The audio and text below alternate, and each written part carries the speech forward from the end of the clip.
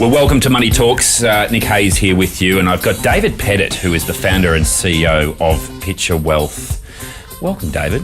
Hi, Nick. How are you going? Very well. Now, look, talk us through a little bit what's going on in the financial advisory industry and what has happened here. Yeah, okay. So it's a really interesting time that we're in at the moment. The government and the regulations stepping in and making financial advisors need to be degree qualified.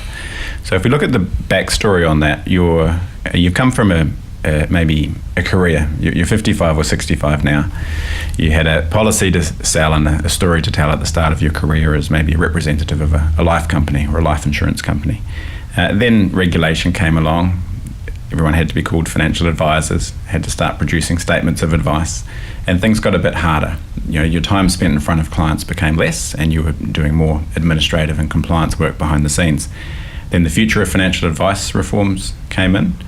The thrust of those was that advisors need to act in their clients' best interest. It was a bit concerning that needed to be legislated for, but that culled a few of the advisors and the good strong businesses stuck around. Where we sit at the moment is those 55 to 65 year olds, they've got an enormous amount of stress on their shoulders because the business that they've been building, that in the back of their mind's going to look after their retirement, is at great risk. Their income is going to be taken away for them if they can't keep up with the regulatory and education standards. And with up to 14,000 of them, representing that $900 billion of client money potentially leaving, then the valuations are going to drop dramatically. Yeah. So it's really sad if you ask me. I think the opportunity that exists is to find a way to put a bit of wind in the sails of these financial advisors, but most importantly, keep relationships in play with those clients who represent that $900 billion of money. We are talking about the Financial Advisor Standards and Ethics Authority, which was established in 2017. It was all set to improve the education, the training, and the ethical standards of financial advisors. Now, for the average punter out there, that is fantastic news. The thought that people that are handling their wealth, their money, that it is by a qualified person. But the people that have been out there doing it and have been doing it for so long and doing so well, and there are obviously a few bunnies out there that are going to bring down the industry. But the real advisor out there, the one that has their client whole life, their life values and their achievements and what they want to go away and do, are all put at risk here. Absolutely, and these are relationship people. Yeah. They're amazing at sitting in front of people and helping those people articulate what they need and what's important to them, and then they solve for those problems.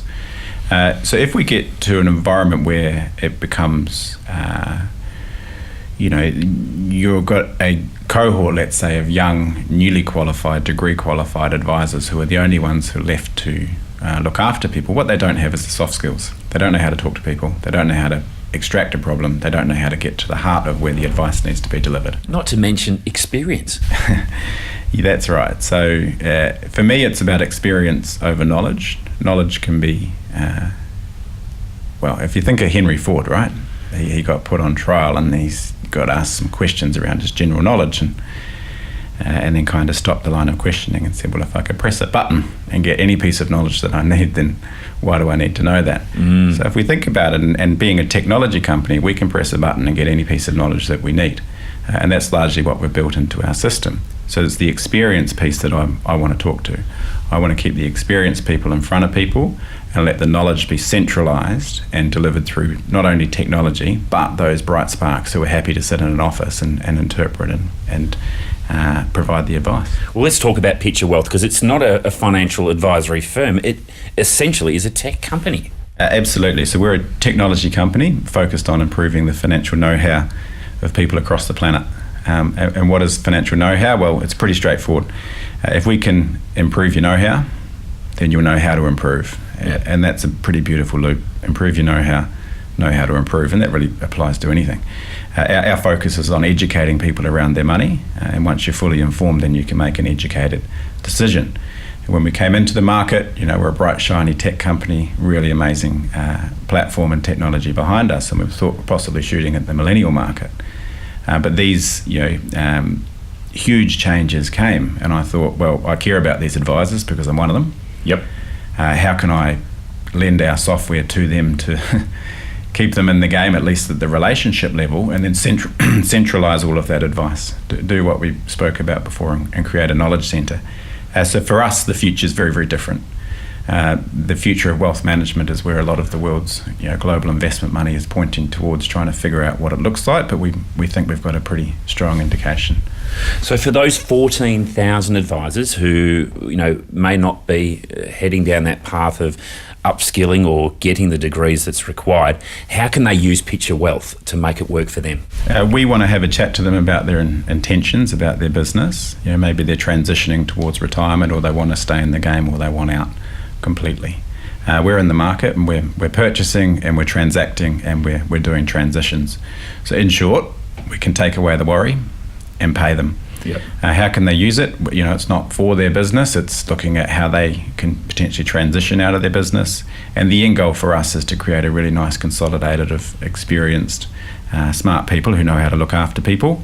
And if they're interested in that, that future and having a home and having a bit of positivity brought back to the industry, then that's how they can use PictureWealth. We can provide exactly that. It's a worrying time for the advisors, and no doubt you've seen some advisors come and have a chat with you about what their future looks like. What are you experiencing from advisors that are talking to you? Even in the last 48 hours, had a couple of meetings. One even yesterday, which was quite raw. But I'm asking the question: what's keeping you awake at night? Yeah.